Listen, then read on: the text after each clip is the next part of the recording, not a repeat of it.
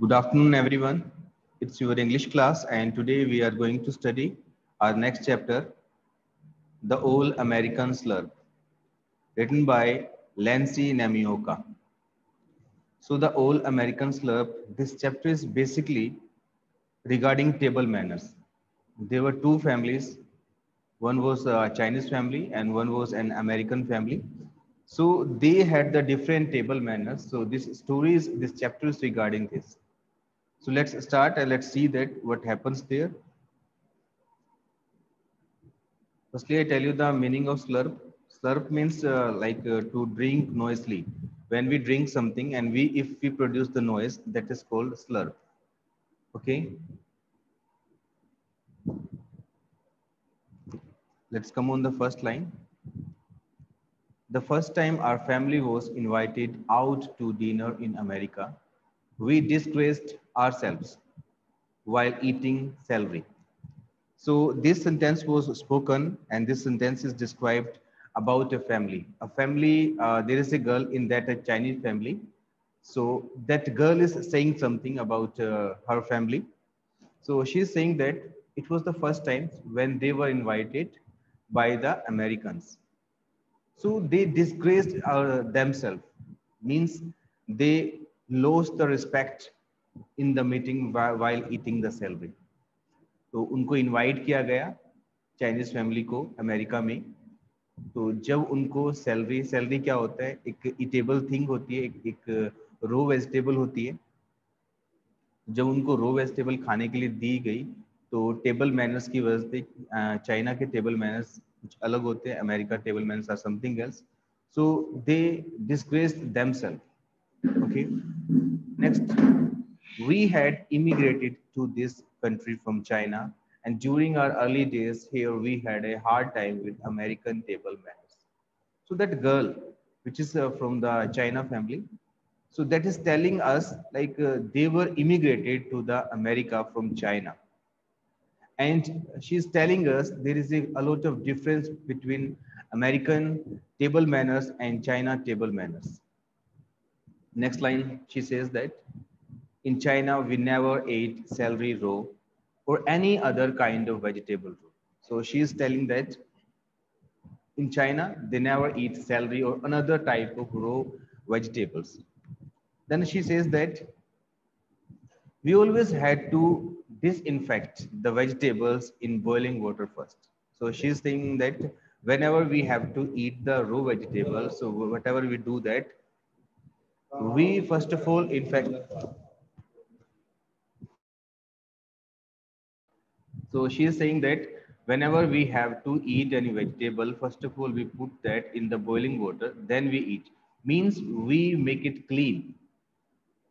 When we were presented with our first relish tray, the raw celery caught us unprepared.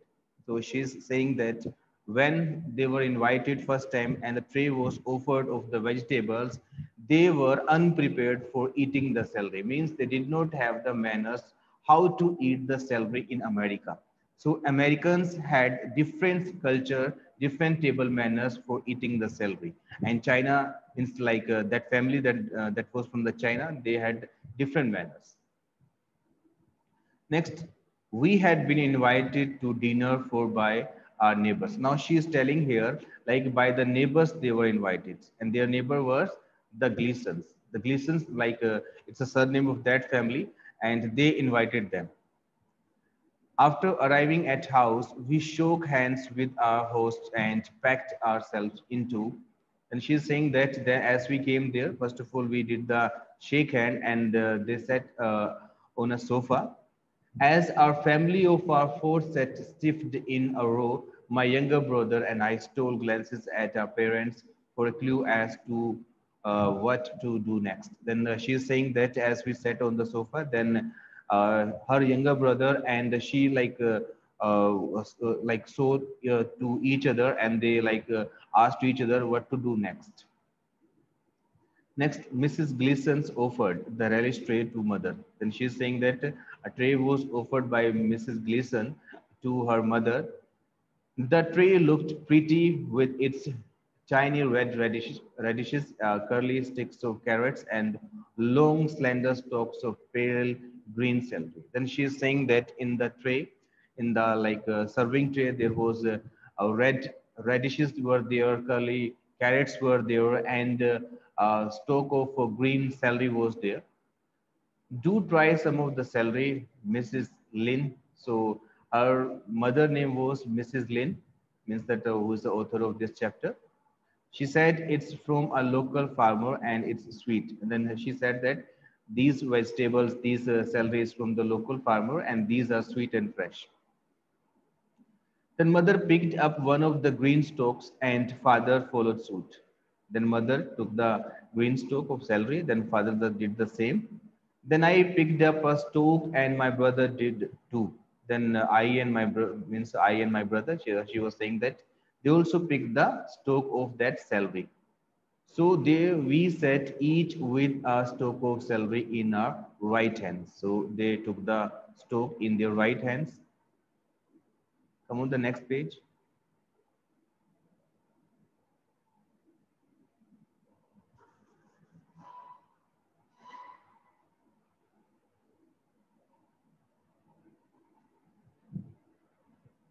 Mrs. Gleason kept smiling. Would you like to try some of the dip, Mrs. Lynn? It's my own recipe, sour cream and onion flakes with a dash of Tabasco sauce. Then Mrs. Glean kept smiling, means Mrs. Glean was smiling that time. And she asked from the Mrs. Lynn. Mrs. Lynn was the mother of the author of this chapter. And she asked from her, like, would you like to take this sauce? And it is like my personal recipe, how I made this sauce. I put in this sour cream, onion flakes, I put in this, and Tabasco sauce, right? Tabasco sauce means like a red pepper sauce. Next, most Chinese don't care for dairy products. And in these days, I wasn't even ready to drink fresh milk. The author says that like usually it happens, Chinese people don't eat dairy products. And she's saying that, and that time also when this incident happened, I was not ready to take dairy like a fresh milk or dairy products. Then sour cream and sounded perfectly revolting. Our family shook our heads in unison. So in the unison, they said means like they like said that in the same voice like we are not ready to take. They denied that we will not take this. Then Mrs. Gleason went off with the relish tray to the other guest, and we carefully watched to see what they did. Everyone seemed to eat the raw vegetables quite happily. Then what happens? Mrs. Gleason went to the every guest and she offered the tray, and everyone took the celery, and everyone was quite happy after eating that celery. Then mother took a bite of her celery crunch. It's not bad, she whispered. Then mother said that mother took a bite of the celery.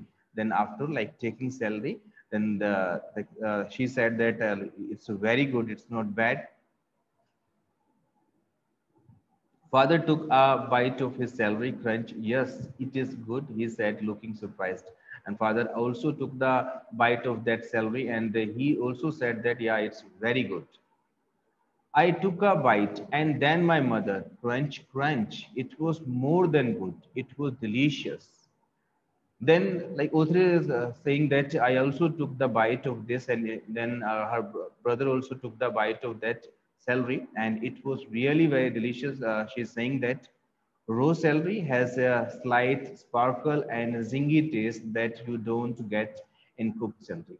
So she's saying that the taste of that celery was little zingy and sparkle.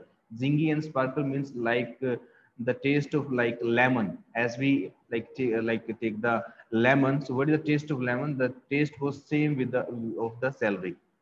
When Mrs. Gleason came around with the relish tray, we each took another stalk of celery, except my brother, he took two. So when again Mrs. Gleason came there for just serving the relish tray and the celery, everyone took one, but my brother did not take one. Despite it, he took two celery, not one. So dear students, some difficult words are here. Let's understand them. First word is disgraced ourselves, brought shame on ourselves means अपने आप को शर्मिंदा करना. Next celery, a vegetable with a edible stalk. एक ऐसी vegetable इसके stock जो होते हैं, तने जो होते हैं, edible होते हैं, खाने के लायक होते हैं.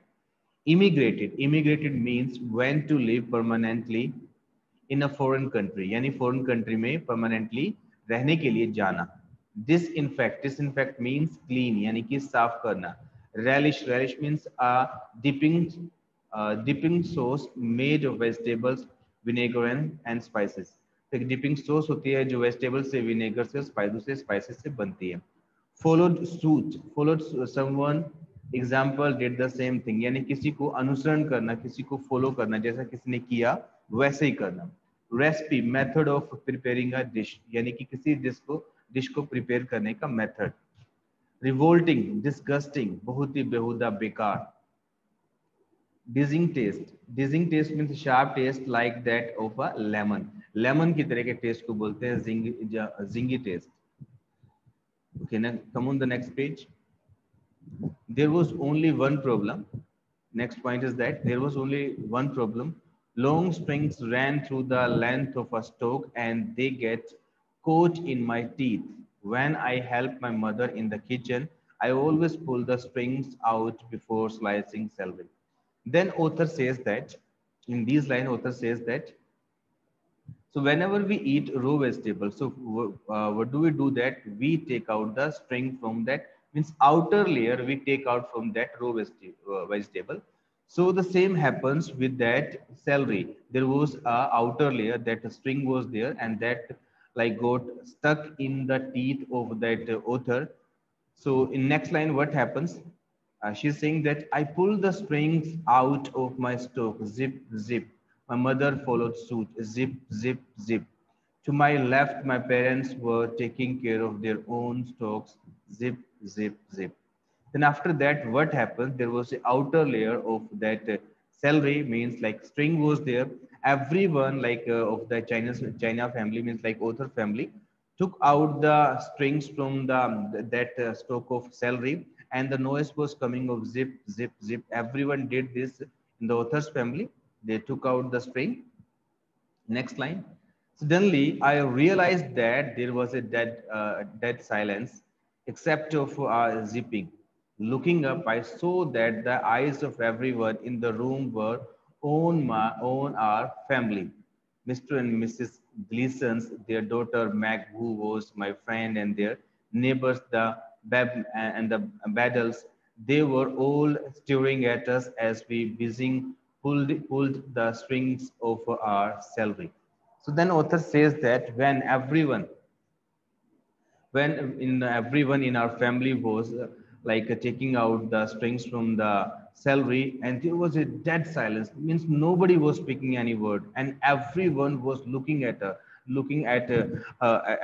and Mrs. Gleason, Mr. Gleason's, and her daughter name was Megan. She was also looking at her, because they never see someone is pulling out the outer layer of the celery, so they were quite surprised. Next line. That wasn't the end of it. This was not end of this. Mrs. Gleason announced the dinner was served and invited us to the dining table. It was lavishly covered with the platters of food, but we couldn't see any chairs around the table. So we hopefully carried our some dining chairs and sat down. All the other guests just stood there. Then author says that it was not enough. We did some more mistakes in the American table manners. So what happened? Then she's saying that when dinner was ready, we were invited for having the dinner. So we saw that there was not any chair near the dining table. So we did one thing. So we took the chairs and we bought the chairs near that food table, and we started eating. But in the next line, see that what happens. Mrs. Gleason bent down and whispered to us, "It is a buffet dinner. You help yourselves to some food and eat it in the living room." So what happens then? Mrs. Gleason comes there, and she tells to the author family, and she says to that, Buffet dinner. Buffet dinner means in this there is no need of sitting anywhere. Just we have to take the dinner and we have to sit in the another place. Means we have to go in the living room and we have to eat our food. So like this thing, like she told to them, our family beat a retreat back to the sofa as if chased by the enemy soldiers. For the rest of the evening, too mortified to go back to the dining table, I nursed a beet potato salad on my plate. Then author says that as we heard about this, like this, the table manner, and we should not sit near the dining table. And so we beat the retreat. Beat the retreat means go back. So we went back on our sofa like any enemy are following us. And that time, after that, we did not try to go near the dining table. Then she said this. See the next line. The next day, Meg and I got on the school bus together. I wasn't sure how she would feel about me after the spectacles our family made at the party. Then what happened next day? The author and the Meg, means Meg is the Gleason family daughter. So they were both good friends. So the author and Meg went to the school, and that time author was like fearing from this matter. She will say to regarding this, you don't know the table manners or American table manners. So they did not ask, and she did not ask anything, but she was just the same as usual. And the only reference she made to the party was uh, thank you. uh, Next line, let's come. I will make you understand. I began to relax. Then Meg did not say anything. Meg said only one reference. Then she said, "You came there and your family came there. Thanks for this." And she was as usual. Then she began to relax. Then Gleason's dinner party wasn't so different from a Chinese meal after all. My mother also puts everything on the table and hopes for the best. Then she said that, means Meg said that party was very good. It's not different from the Chinese meal after all. And my mother does one thing, after preparing anything, she does all the things on the table manner. She does not count which food will be enough and which food not be will not be enough. So she does not count these all the things. It does not matter. Okay, next. Meg was first friend I had made after we came to America. I eventually got acquainted with a few other kids in school, but Meg was still the only real friend I had. Then the author says that when I came in the school and when we came in America, so Meg was the first to whom I became the friend, and after that I got many friends, but Meg was my best friend. She says that. Come on the next line. The day came when my parents announced that they wanted to give a dinner party. We had invited Chinese friends to eat with us before, but this dinner was going to be different. In additions, we were going to invite the Gleasons. Then what happened? Author says that a day came there when her mother announced that they are also going to organize a dinner party, and in the dinner party, Chinese friends will come. Along with that, the Gleasons family will also come. Next line. I can hardly wait to have dinner at our house. Meg said to me, I just love Chinese food. Then, when the author told this matter to Meg, then Meg said that I love Chinese food and I'm quite eager to come at your home. Come on, the next line. That was a relief. Mother was a good cook, but I wasn't sure if people who ate sour cream would also eat soya sauce.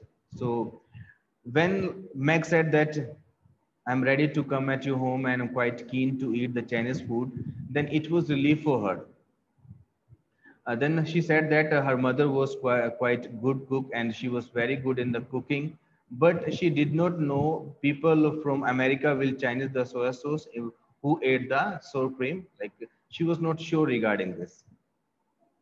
Then mother decided not to take a chance since we had Western guests. She set the table with the last dinner plates, which we never used in Chinese meals. So That time, the mother of author did not want to take any chance, did not want to take any risk. So, as in American table manners, it happens. She did the same, and she put the all the things on the table. See the next line. In fact, we did not use individual plates at all, but picked up food from the platters in the middle of the table and brought it directly to our rice bowls and flowing the practice Chinese American restaurants. Mother also placed large serving spoons on the platters. So what happens as it happens in the American Chinese restaurants? So her mother did the same. So she put the rice bowls and a big spoon for the platter so that everyone can take and can take, serve themselves, right?